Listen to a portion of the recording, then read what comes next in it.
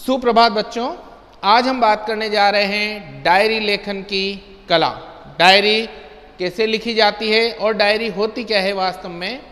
तो शुरू करते हैं कि डायरी क्या है। डायरी हमारा एक निजी दस्तावेज होता है और हमारे जीवन की सभी निजी जानकारियाँ, प्राइवेट जो हमारी जानकारियाँ हैं वो सब उसमें समाहित होती है। तो शुरू करते हैं। डायरी सिर्फ ऐसे ही निजी सत्यों का शब्द देने का जरिया हो जिनकी जिंदगी और रूप में अभिव्यक्ति वर्जित है। वह एक तरह का व्यक्तिगत दस्तावेज भी है। सामान्य जनजीवन में जिन विचारों को हम व्यक्त नहीं कर पाते उन्हें हम डायरी में लिखकर और अपने मन के उद्गारों को प्रकट कर सकते हैं। वह एक तरह का व्यक्तिगत दस्तावेज भी है जिसमें अपने जीवन के खास क्षणों, किसी समय विशेष में मन के अंदर कूंद जाने वाले विचारों, यादगार मुलाकातों और बहस मुबाहिसों को हम दर्ज कर लेते हैं। अपनी कई तरह की स्मृतियों को हम कैमरे की मदद से भी रिकॉर्ड करते हैं, पर खुद अपना पाठ तैयार करना और जो कुछ घटित हुआ सबकी कहानी कहना एक ऐसा तरीका है जो हमें आने वाले दिनों में उन लम्हों को दोबारा जीने का मौका देता है। तो डायरी के द्वारा, डायरी शैली में लेखन के द्वारा हम अपने बीते हुए दिनों को फिर से याद कर सकते हैं, फिर से उस समय को जी सकते हैं। आज की तेज रफ्तार जिंदगी में यह तरीका सचमुच नायाब है। जिंदगी की तेज रफ्तार में इस बात की आशंका हमेशा बनी रहती है कि सतही और ऊपरी किस्म की चिंताओं के अनवरत मामलों के बीच गहरे आशय वाली घटनाओं और वैचारिक उत्तेजनाओं को हम भूल जाएं। डायरी हमें भूलने से बचाती है। यात्राओं के दौरान डायरी लिखना तो बहुत ही उपयोगी साबित होता है। एक लंबे सफ़र का वृत्तांत अगर आप सफ़र से लौटकर लिखना चाहें तो शायद पूरे अनुभव का 2/3 हिस्सा ही बचा कर शब्दों में उतर पाएगा। लेकिन अगर आपने सफ़र के दरमियान प्रतिदिन अपनी डायरी लिखी है तो अपने तजुर्बे को लगभग मुकम्मल तौर पर दोहरा पाना आपके लिए संभव होगा। डायरी लिखना अपने साथ एक अच्छी दोस्ती कायम करने का बेहतरीन जरिया है। किसी भी सफ़र पे जब हम जाते हैं, किसी स्थान विशेष की यात्रा जब हम करते हैं तो वहाँ से लौट कर आने के बाद केवल वहाँ की कुछ स्मृतियाँ हमें याद रह पाती है। ज़्यादा कुछ हम लिखना चाहें तो नहीं लिख पाते। लेकिन यदि हम डायरी का लेखन करते हैं, रेगुलर निरंतर हम डायरी लेखन करते हैं, तो उस समय पर पल पल में घटित जो घटनाएं हैं जिसका हमने वहाँ पर प्रत्यक्ष अवलोकन किया है, उनको देखा है, उनको लिखा है, तो हमारे पास डायरी के रूप में एक निजी दस्तावेज के रूप में हमारे पास उपलब्ध होता है और उसमें सारी चीज़ें हम समाहित कर पाते हैं। अब देखिए, डायरी लेखन में सबसे महत्वपूर्ण कौन कौन सी बातें जिनका हमें ध्यान रखना चाहिए। डायरी या तो किसी नोटबुक में या पुराने साल की डायरी में लिखी जानी चाहिए। पुराने साल की डायरी में पहले की पड़ी हुई तिथियों की जगह अपने हाथ से तिथि डालें। यह सुझाव क्यों दिया जा रहा है, उसका भी कारण है कि पुरानी तिथियों वाली डायरी में हम क्यों लिखें, क्योंकि उसमें किसी प्रकार का बंधन हमारे सामने तिथि का नहीं होता है। नई डायरी में तिथियां नए कार्यक्रम के अनुसार होती है तो वहाँ पर हमें लिखने की बंदिश हो सकती है। इसलिए हमें पुरानी नोटबुक या पुरानी डायरी का इस्तेमाल करना चाहिए। तो इसमें भी समझ लेते हैं, यह सुझाव इसलिए दिया जा रहा है कि आप कहीं मौजूदा साल की डायरी में तिथियों के अनुसार बने हुए सीमित स्थान से अपने को बंधा हुआ न महसूस करें। सभी दिन एक समान नहीं होते। ऐसे में डायरी का किसी निश्चित तिथि के साथ दिया गया सीमित स्थान हमारे लिए बंधन बन जाएगा। इसलिए नोटबुक या पुराने साल की डायरी अधिक उपयोगी साबित हो सकती है। उसमें अपनी सुविधा के अनुसार तिथियां डाली जा सकती है और स्थान का उपयोग किया जा सकता है।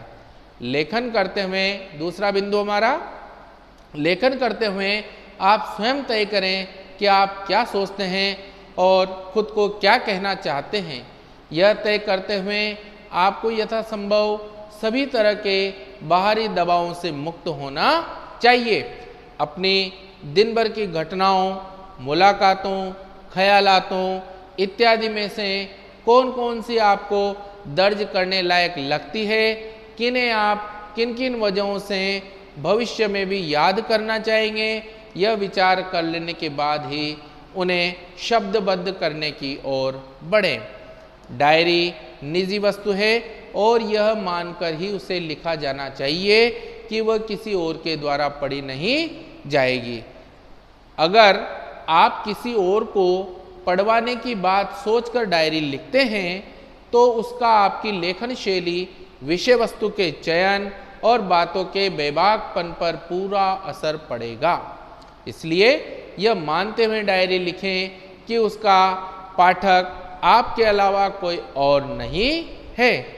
यह कतई ज़रूरी नहीं कि डायरी परिष्कृत और मानक भाषा शैली में लिखी जाए। ये बिल्कुल इसमें आवश्यक नहीं है कि आप परिष्कृत शब्द लिखें, बिल्कुल शुद्ध भाषा का शब्दावली का प्रयोग करें, ऐसा कोई बंधन इसमें नहीं होता है। परिष्कृत और मानकता का दबाव कथ्य के स्तर पर कई तरह के समझौतों के लिए आपको बाध्य कर सकता है। डायरी लेखन में इस समझौता परस्ती के लिए कोई जगह नहीं है। डायरी का डायरीपन इसी में है कि आप जो कुछ दर्ज करना चाहते हैं और जिस तरीके से दर्ज करना चाहते हैं करें। इस सिलसिले में भाषाई शुद्धता कितनी बरकरार रहती है और शैली सौंदर्य कितना सद पाता है, इसकी चिंता न करें। आपके अंदर के स्वाभाविक वेग से शैली जो रूप ग्रहण करती है वही डायरी की उचित शैली है। आखिरी पर बहुत अहम बात यह है कि डायरी नितांत निजी स्तर की घटनाओं और भावनाओं का लेखाजोखा होने के साथ साथ आपके मन के आईने में आपके दौर का अक्स भी है। उसमें हमें हमारा अक्स भी नज़र आता है, हमारी छाया भी नज़र आती है। और वो भी कौन सी? बीते हुए समय की, बीते हुए दौर पर हम कैसे थे वह हमें इसमें नज़र आता है। वह अपने जिन अनुभवों को वहाँ दर्ज करते हैं उनमें आपकी नज़र से देखा परखा गया समकालीन इतिहास किसी न किसी मात्रा में मौजूद रहता है। डायरी लिखते हुए अगर यह बात हमारे बीच में रहे तो अपने काम के महत्व को लेकर हम अधिक आश्वस्त हो सकते हैं। तो इन बातों का हमें डायरी लेखन के समय ध्यान रखना अति आवश्यक है। अब इससे संबंधित कुछ प्रश्न हैं। निम्नलिखित में से 3 अवसरों की डायरी लिखी। यह आपको इससे इन प्रश्नों के आधार पर ये लिखना है कि आज आपने पहली बार नाटक में भाग लिया, प्रिय मित्र से झगड़ा हो गया, परीक्षा में आपको सर्वोत्तम अंक मिले, परीक्षा में आप अनुत्तीर्ण हो गए, सड़क पर रोता हुआ 10 वर्षीय बच्चा मिला, कोई ऐसा दिन जिसकी आप डायरी लिखना चाहते हैं। तो इन सब में से ये जो विषय हैं ये आप देख सकते हैं। सबसे पहला विषय दिनांक 20 जनवरी 2016, आज का दिन मेरे लिए बहुत प्रसन्नता एवं उपलब्धि का है। मैं किसी नाटक में अभिनय करना चाहता था, आज मेरी यह इच्छा पूरी हुई है। इस अवसर अधिकार का रक्षक शीर्षक नाटक रंगमंच पर प्रस्तुत किया गया। यह नाटक वर्तमान समय के राजनीतिक नेताओं के दोहरे चरित्र का पर्दाफाश करता है। इसमें संपादक बना जो नेता के समक्ष कार्य की अधिकता का बोझ उठाने में असमर्थता व्यक्त करता है। इसमें मुझे अपनी दीनता का अभिनय करना था। मैं स्वयं को दीनहीन, साधनहीन संपादक ही अनुभव कर रहा था। नाटक की समाप्ति पर मुझे भरपूर प्रशंसा मिली। इस तरह आप लोग रंगमंच पर नाटक अभिनय का भी यहाँ पर डायरी में लेखन कर सकते हैं। फिर 2 फरवरी 2017 मोहन प्रिय मित्र के ऊपर ये मोहन मेरा प्रिय मित्र है, आज मेरा उसी से झगड़ा हो गया है। वह मेरे हर निर्णय का विरोध करने लगा है। मैं उसके परिवर्तित व्यवहार का कारण नहीं जान सका हूँ। इस झगड़े से मैं बहुत दुखी हूँ। ये अपने मित्र से झगड़े के विषय में हो गया। इसके बाद सर्वोत्तम अंक 27 मार्च 2017, आज मुझे पता चला कि मुझे सर्वोत्तम अंक मिले हैं। मेरी खुशी का ठिकाना नहीं रहा। मुझे सर्वोत्तम अंक पाने की कल्पना तक न थी, अतः मुझे हर्ष मिश्रित आश्चर्य की सुखद अनुभूति हुई। मेरे मित्रों के बधाई फोन लगातार आ रहे हैं। अगला है परीक्षा परिणाम में अनुत्तीर्ण होने के लिए 25 मार्च 2017 आज मेरा परीक्षा परिणाम आया है। ये डेट हमेशा डालनी है, सन डालना है। अनुत्तीर्ण होने का परिणाम सुनकर मेरे पैरों तले जमीन खिसक गई। मेरे मित्रों ने मुझे ढांढस दिलाया। बाद में मुझे अपनी गलती का एहसास हुआ। मैं खेलों में ज़्यादा ध्यान देता रहा, अतः अनुत्तीर्ण हो गया।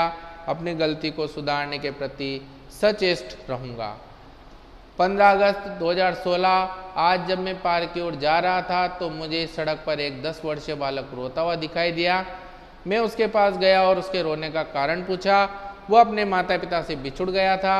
मैं उसे अपने घर ले गया, वहाँ उसे कुछ खिलाया पिलाया तथा उससे उसका पता पूछकर उसे उसके घर छोड़ आया। अब वो खुश था, मुझे भी संतोष हुआ। इसके बाद ये अच्छा काम किया कुछ। इसके बाद 10 फरवरी 2017 को आज का दिन मेरे जीवन में विशेष महत्वपूर्ण रहा। आज मुझे स्कूल की फुटबॉल टीम का कप्तान चुना गया। यह मेरी योग्यता व क्षमता की स्वीकृति थी। मैं अपनी उपलब्धि पर बहुत प्रसन्न हूँ। इस तरह हमें डायरी लेखन में नित्य रोजाना हम क्या करते हैं उन बातों का इसके अंदर समावेश करना चाहिए। फिर नीचे दिए गए कथनों के सामने सही या गलत का चिन्ह लगाते हुए कारण भी दें। डायरी नितांत व्यक्तिगत रचना है, बिल्कुल सही है। डायरी स्वलेखन है, इसलिए उसमें किसी घटना का एक ही पक्ष उजागर होता है, ये भी सही है। स्वलेखन है और एक घटना का एक ही पक्ष होता है उसमें। डायरी निजी अनुभूतियों के साथ साथ सामाजिक आर्थिक परिप्रेक्ष्य का भी ब्यौरा प्रस्तुत करता है, बिल्कुल सही है। डायरी अंतरंग साक्षात्कार है, ये भी सही है। डायरी हमारी सबसे अच्छी दोस्त है, ये भी सही है। तो ये सब सही बातें हैं। इनके कारण भी इसमें दे रखे हैं। इसमें लेखक अपनी व्यक्तिगत सुख दुख अनुभव का वर्णन करता है। डायरी में लिखने वाले व्यक्ति का ही पक्ष हमारे सामने आता है। डायरी लिखने वाला व्यक्ति अपनी अनुभूतियों के साथ तत्कालीन घटनाओं पर भी टिप्पणी करता है। डायरी में लेखक अपने साथ ही संवाद स्थापित करता है। डायरी हमारे सुख दुख की साथी होती है। तो इस तरह ये प्रश्नोत्तर और इस डायरी लेखन की कला को हमने इस क्लास के माध्यम से समझा। मुझे आशा है कि आप सभी को डायरी लेखन कला समझ में आ गई होंगी। नेक्स्ट क्लास में हम लोग बात करेंगे एक नए चैप्टर के साथ। तब तक के लिए धन्यवाद।